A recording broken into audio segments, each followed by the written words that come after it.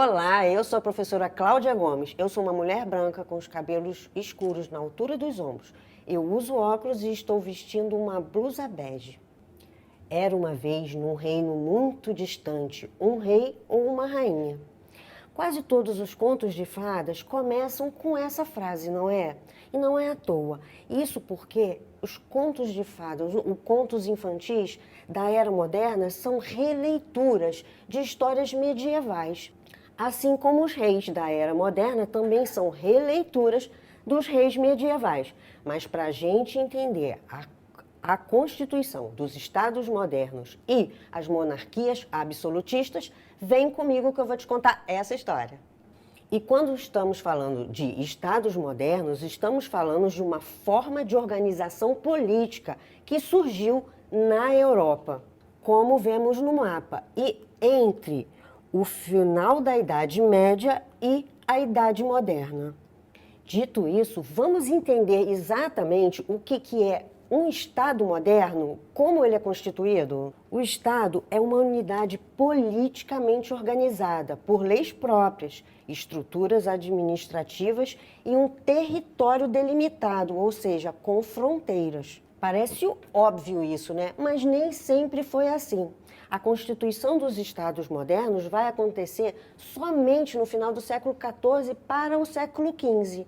Nesse sentido, Maquiavel, que foi um intelectual do período renascentista e que viveu na corte de Lourenço de Médici, esse cara aí, ó, para ele, o Maquiavel escreveu O Príncipe, que é um livro de conselhos para um bom governante. Sua importância para o pensamento político moderno permanece até hoje, pois ele foi o primeiro a romper com a visão idealista sobre a política. Daí, podemos dizer que a mudança de mentalidade entre o medievo, onde havia supremacia papal, para a concepção moderna de mundo tem relação com as ideias expressas por Maquiavel, pois ele trouxe maior autonomia em relação à religião, ou seja, uma visão mais laica do Estado. A Igreja, claro, não gostou nem um pouco dessa história, e por isso o termo maquiavélico tem até hoje uma conotação ruim. Mas como isso aconteceu exatamente? Então, na Europa, a partir do século XIII, XIV, começou a haver o renascimento comercial. Com isso, o renascimento das cidades. E com tudo isso, a ascensão de uma nova classe social, a burguesia. Composta basicamente por mercadores e artesãos, as atividades comerciais dos burgueses eram dificultadas pelo sistema feudal, pois cada lugar tinha uma moeda, um imposto, pedágios, leis diferentes. Então, a burguesia percebeu a importância da centralização política para o sucesso de seus negócios. E um rei resolveria vários problemas na comercialização de produtos. Foi aí que a burguesia começou a apoiar o rei, por meio de doações e empréstimos. Afinal, o rei, naquela época, era um senhor feudal, considerado primor inter pares, ou seja, um termo que significa o primeiro entre os iguais. O rei, por sua vez, passou a favorecer a burguesia, fazendo leis que protegiam o comércio e concedendo aos burgueses cargos na administração do reino. A nobreza, por sua vez, também se aproximou do rei. Por quê? Para manter os seus privilégios e altos cargos na administração ou no exército. Os camponeses, por sua vez, também começaram a apoiar a centralização política na figura do rei, porque assim eles poderiam fugir das injustiças cometidas pelos senhores feudais. Mas como é que os reis conseguiram exatamente tudo isso? Através de doações, como eu falei, da burguesia, e juntaram dinheiro para conseguir isso aqui, ó: delimitar o território, unificar a moeda, a língua e os impostos, centralizar a administração do Estado com funcionários para servir ao rei e cobrar esses impostos. Conseguiram também manter o exército permanente e assalariado, mas tanto o território quanto as riquezas do reino pertenciam ao rei. Esse foi o processo de formação dos estados modernos. Só que ele foi diferente em cada país, em cada estado. Eles aconteceram por motivos diferentes e em tempos bem diferentes.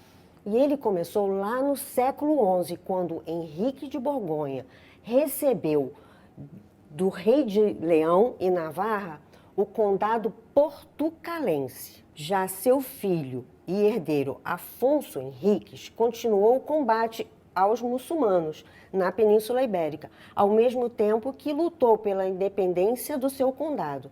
E foi em 1139 que Afonso Henriques proclamou sua independência da Espanha e fundou o Reino de Portugal, sendo o primeiro rei desse reino, que deu origem à dinastia de Borgonha. Mas a manha do rei de Portugal foi a aliança dele com a pequena nobreza militar para expulsar os muçulmanos da Península Ibérica, em troca de benefícios como títulos, terras e cargos administrativos para os nobres que lutavam. Mas esses benefícios só valiam enquanto o nobre vivesse. Ao morrer, o benefício voltava para o rei, que assim podia conceder os benefícios a outro nobre que ele estivesse precisando de ajuda. Assim, Dom João garantiu a continuidade da monarquia portuguesa independente e centralizada. Já a centralização política da Espanha aconteceu porque a burguesia espanhola estava financiando os reis de Aragão e Castela para expulsarem os muçulmanos da Península Ibérica que tinham invadido a região desde o século VIII. Vale ressaltar que as monarquias portuguesa e espanhola aconteceram devido às batalhas e à luta pela reconquista. Reconquista do quê? Daquele território que foi invadido pelos muçulmanos. Em 1469 ocorreu um fato decisivo nesse processo. Os reis cristãos Fernão de Aragão e Isabel de Castela se casaram e uniram suas terras, e também esforços no combate aos islâmicos.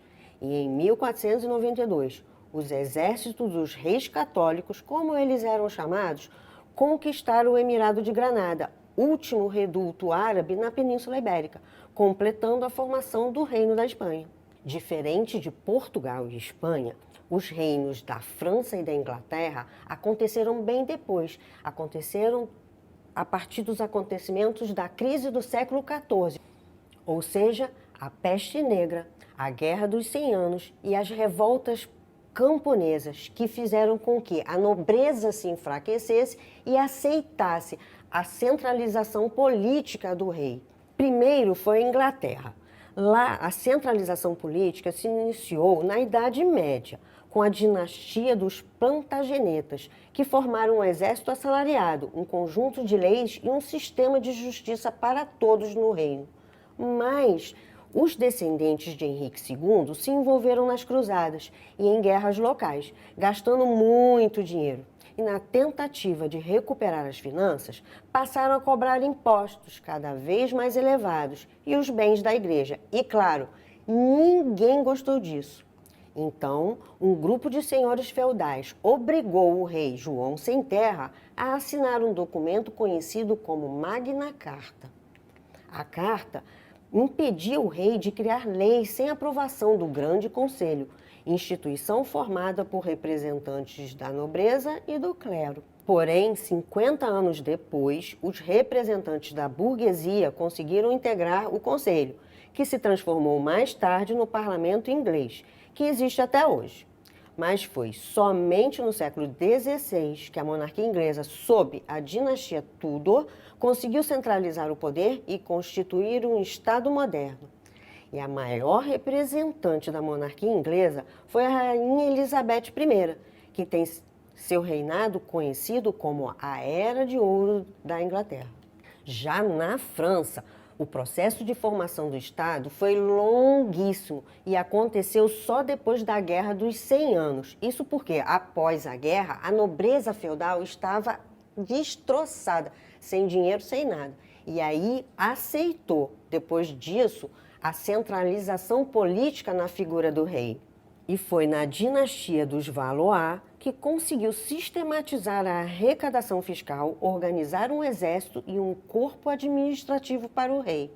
Mas a aristocracia tradicional lutou muito para manter seu poder político e direitos tradicionais. E foi somente no século XVI, após as guerras religiosas entre católicos e calvinistas, que a França consolidou o processo de centralização política com a família dos Bourbons, que assumiu a monarquia. E foi justamente na França que o poder centralizado do rei tomou a sua expressão máxima, que é a monarquia absolutista. Lá, os reis tinham poderes absolutos e comandavam todo o reino. E as pessoas não podiam ir contra isso, porque a monarquia absolutista tinha um embasamento ideológico junto com a Igreja Católica, que dizia que o rei era o representante de Deus na Terra. Um dos grandes teóricos do absolutismo, esse cara aí, Thomas Hobbes, dizia que o homem era o lobo do próprio homem. Então, para evitar a destruição da humanidade, os homens deveriam renunciar a todo direito e a toda liberdade, em favor de um único senhor. É o Estado absolutista. Ele escreveu isso no clássico livro Leviatã. Jacques Bossuet, por sua vez, defendia que o rei era o representante de Deus na terra, como eu falei, e por isso podia governar de modo absoluto, pois era Deus que queria. Essa teoria foi chamada de teoria do direito divino. Por isso, os súditos não podiam ir contra o rei. Hoje, sabemos que nada é mais falso que essa ideia, não é? No entanto, havia limitações práticas ao poder dos reis, como as leis consuetudinárias, ou seja, leis baseadas na tradição. Tinha também a autonomia jurídica do clero católico, a força da nobreza em determinadas regiões da França, os limites financeiros do Tesouro Real e a lentidão dos meios de comunicação. Essas circunstâncias limitavam, na prática, as pretensões dos reis de fazerem a sua vontade ser obedecida imediata e completamente. Ou seja, o absolutismo monárquico foi a consequência do processo de centralização política dos estados modernos. Mas vale lembrar que essa foi uma experiência feita pelos europeus a partir do século XIV e XV, mas que existem outras tantas formas de se organizarem as sociedades politicamente, que existiram, existem e talvez existirão mais adiante. E agora que a gente já sabe um pouquinho mais sobre Estado moderno e o absolutismo monárquico, vamos relembrar o que vimos nessa aula? Vimos a definição de Estado moderno, vimos a participação da burguesia nesse processo de fortalecimento dos reis, vimos os processos de centralização política em Portugal, na Espanha, na Inglaterra e na França, e vimos as teorias absolutistas. Nossa aula vai ficando por aqui, mas eu vou deixar um desafio para vocês. Um desafio pensando que lá nos estados modernos, o poder do rei era baseado ideologicamente pela ideia de ser a vontade de Deus, mas a gente sabe que isso não era verdade. Eram forças políticas, econômicas e sociais que davam sustentação a esse poder centralizado. Pensando nisso, o desafio que eu deixo para você é: qual a importância do Estado laico, ou seja, o Estado que é imparcial em relação às questões religiosas, para a política de um país? Nossa aula agora fica por aqui e eu espero você para a próxima aula de História. Tchau!